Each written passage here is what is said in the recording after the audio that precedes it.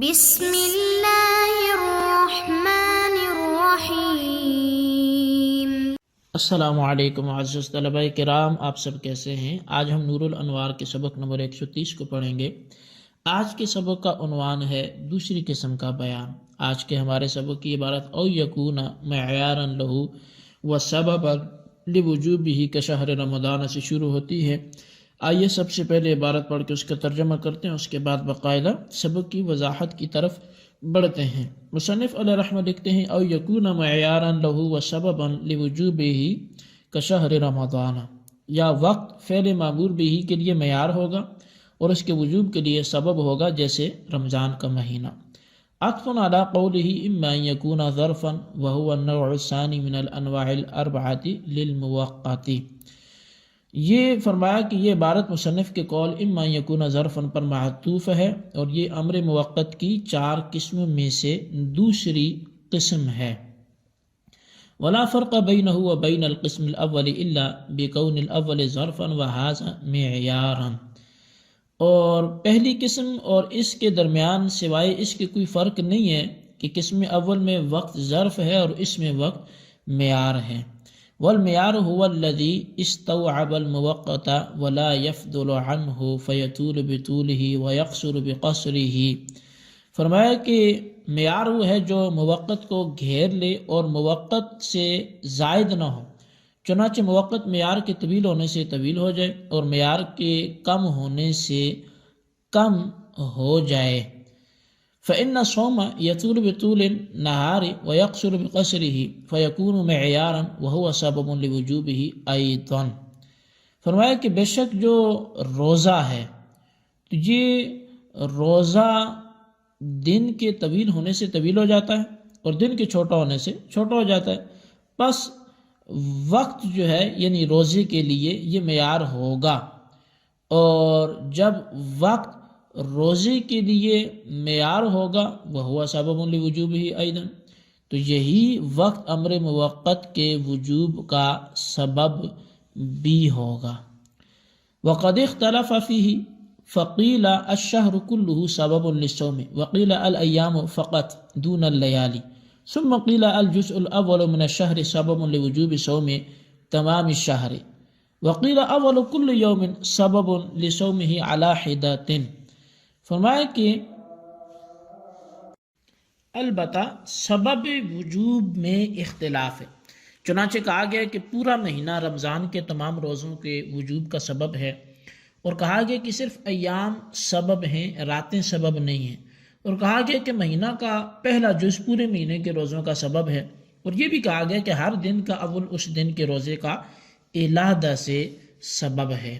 اب مصنف علیہ رحمہ لکھتے ہیں وقد ذکرنا کلہ فی التفسیر الاحمدی ولم یذکر ہاہنا کونہ شرطا للاداء مع انہ شرط للاداء ایضا اکتفاء بالقرائن۔ فرمایا کہ ہم نے یہ ساری باتیں تفسیر احمدی میں ذکر کی ہیں، اور یہاں قرائن پر اکتفا کرتے ہوئے ادا کے لیے وقت کے شرط ہونے کا ذکر نہیں کیا، حالانکہ وقت ادا کے لیے شرط بھی ہے۔ جی طلبہ کرام، یہ ہمارے آج کے سبق کی عبارت اور اس کا ترجمہ تھا۔ اب آئیے اس کی وضاحت کی طرف بڑھتے ہیں۔ یہ بات گزر چکی کہ امر مقید بالوقت کی 4 قسمیں، اور ان میں سے پہلی قسم کہ وقت معدہ کے لیے ظرف ہو، ادا کے لیے شرط اور وجوب کے لیے سبب ہو۔ اب اس کا بیان ہو چکا ہے۔ دوسری قسم یہ ہے کہ وقت فعل معمور بہ کے لیے معیار ہو اور اس کے وجوب کے لیے سبب ہو، مثال کے طور پہ رمضان کا مہینہ۔ اب شارح کہتے ہیں کہ متن کی یہ جو عبارت ہے، سابقہ عبارت اما ان یکون ظرفا پر معطوف ہے، اور امر مقید بالوقت کی دوسری قسم ہے، اور پہلی قسم اور دوسری قسم کے درمیان صرف اتنا فرق ہے کہ وقت پہلی قسم میں ظرف ہے اور دوسری قسم میں معیار ہے۔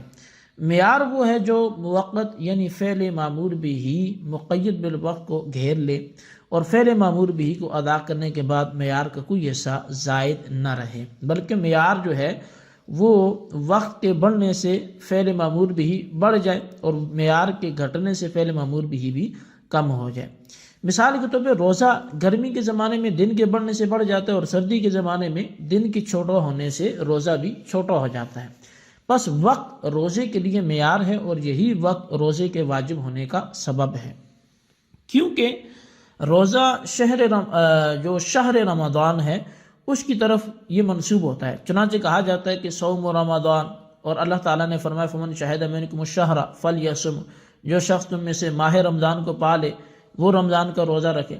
تو بہرحال روزہ رمضان کے ماہ کی طرف منسوب ہوتا ہے اور اضافت سببیت کی دلیل ہے، لہٰذا ماہ رمضان یعنی وقت رمضان روزہ واجب ہونے کا سبب ہے، البتہ اسباب وجوب میں جو ہے وہ اختلاف ہے۔ اب پہلا قول، چنانچہ بعض حضرات فرماتے ہیں کہ رمضان کا پورا مہینہ روزے کا سبب ہے۔ دلیل ان کی وہی ہے جو گزر چکی کہ روزہ رمضان کی طرف منسوب ہوتا ہے اور اضافت سببیت کی دلیل ہے، یعنی مضاف الیہ مضاف کا سبب ہوتا ہے، لیکن اس قول کی بنا پر مسبب کا سبب پر مقدم ہونا لازم آتا ہے، اس طور پہ کہ رمضان کے پہلے دن کا روزہ رمضان پر مقدم ہے، حالانکہ سبب مسبب پر مقدم ہوتا ہے۔ اس کا جواب یہ ہے کہ سبب رمضان کا پورا مہینہ ہے اور پورے مہینے میں پہلا دن بھی شامل ہے، پس جب پورے مہینے میں پہلا دن بھی شامل ہے تو پہلے دن کے روزے کا پورے مہینے پر مقدم ہونا لازم نہیں آئے گا، اور جب پہلے دن کے روزے کا پورے مہینے پر مقدم ہونا لازم نہیں آیا تو سبب پر مسبب کا مقدم ہونا بھی لازم نہیں آئے گا، اور جب یہ بات ہے تو پورے مہینے کو روزے کا سبب قرار دینے میں بھی کوئی حرج نہیں ہے۔ بعض حضرات فرماتے ہیں کہ روزے کا سبب صرف دن ہے، رمضان کی راتیں روزہ واجب ہونے کا سبب نہیں ہے۔ اس قول کی دلیل یہ ہے کہ شے کا سبب اس شے کے ادا کرنے کا محل ہوتا ہے، اور روزہ ادا کرنے کا محل ایام ہوتے ہیں نہ کہ راتیں، پس جب روزہ ادا کرنے کا محل ایام ہے نہ کہ راتیں تو ایام ہی روزہ واجب ہونے کا سبب ہوں گے اور راتوں کا سبب ہونے میں کوئی دخل نہیں ہوگا۔ اب اس کا یہ دوسری دلیل یہ ہے کہ راتیں روزے کے منافی ہوتی ہیں، کیونکہ روزہ نام ہے کھانے پینے جمع کو ترک کرنے کا، اور رات میں یہ سب کام مباح ہیں۔ بہرحال راتیں روزے کے منافی ہیں اور کوئی شے اپنے منافی شے کا سبب نہیں ہو سکتی، لہٰذا راتیں روزے کا سبب کیسے ہو سکتی ہیں؟ تو اس لیے پتہ چلا کہ دن ہی روزے کا سبب ہیں۔ اب اس کا جواب یہ ہے کہ اس قدر تنگ وقت میں اس پر ایک اعتراض ہوتا ہے پہلی دلیل پر کہ سبب شے کے لیے ضروری نہیں ہے کہ وہ اس شے کے ادا کرنے کا محل بھی ہو۔ جیسے ایک شخص نماز کے آخری وقت میں مسلمان ہوا تو یہ وقت اس نماز کے وجوب کا سبب تو ہے، لیکن اس وقت میں نماز ادا نہیں ہو سکتی، کیونکہ آخری وقت سے مراد مقدار تحریمہ کا وقت ہے، اور مقدار تحریمہ کے وقت میں نماز کا ادا ہونا یہ ظاہر ہے کہ یہ نماز ادا نہیں ہو سکتی۔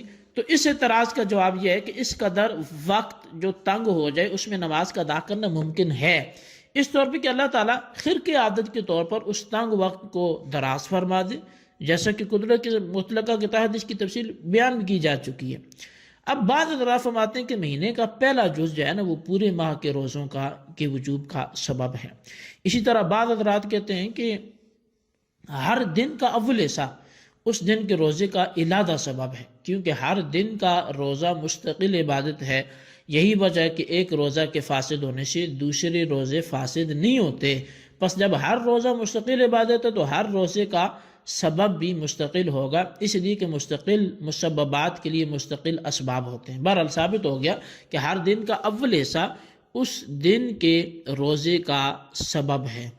اور بعض حضرات نے یہ کہا کہ ہر رات کا آخری حصہ اگلے دن کے روزے کا سبب ہے، اور وجہ یہ ہے کہ سبب کا مسبب پر مقدم ہونا ضروری ہے، اور یہ اسی صورت میں ہو سکتا ہے کہ جو چوتھی صورت میں نہیں ہو سکتا، یعنی کہ جو چوتھی صورت یہاں پہ بیان کی گئی ہے اس میں جو نہیں ہو سکتا۔ حاصل یہ کہ یہ جو چوتھا اور پانچواں قول بیان کیا گیا ان دونوں کا خلاصہ یہ ہے کہ ہر روزے کا علیحدہ سبب صرف اتنا فرق ہے کہ جو وہ چوتھی اس قول میں بیان کیا گیا ہر دن کے اول حصے کو اس روزے کا سبب قرار دیا گیا، اور پانچویں قول میں دن شروع ہونے سے پہلے رات کے آخری حصے کو سبب قرار دیا گیا۔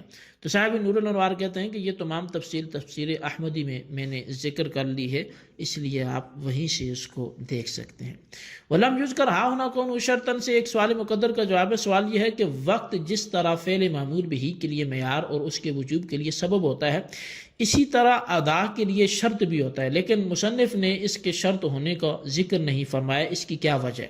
تو اس کا جواب یہ ہے کہ قرائن پر اکتفا کرتے ہوئے اس کو ذکر نہیں کیا گیا کہ جو چیز وقت کے ساتھ موقت ہوتی ہے، وقت اس کی ادائیگی کے لیے یقیناً شرط ہوتا ہے، اور یہ بات سب کو معلوم ہے، اس لیے اس کو ذکر کرنے کی ضرورت محسوس نہیں کی گئی۔ جی طلبہ کرام، یہ ہمارے آج کے سبق کی عبارت، ترجمہ، وضاحت تھی۔ آج کے سبق کو اچھی طرح سمجھیں اور بالخصوص ان سوالات کے جوابات دیں۔ سوال نمبر 1 یہ ہے کہ کوئی سے 2 قول بیان کر لیں کہ روزے کا سبب کیا ہے، اور سوال نمبر 2 یہ ہے کہ وَلَمْ يَذْكُرْ هَا هُنَا كَوْنُهُ شَرْطًا سے مصنف کس سوال کا کیا جواب دینا چاہتے ہیں، وضاحت سے پورے قلم کریں۔ اللہ تبارک تعالیٰ سے دعا ہے جو کچھ ہم نے پڑھا سنا سے یاد رکھنے کی توفیق نصیب فرمائے، آمین بجاہ النبی الامین صلی اللہ علیہ وسلم۔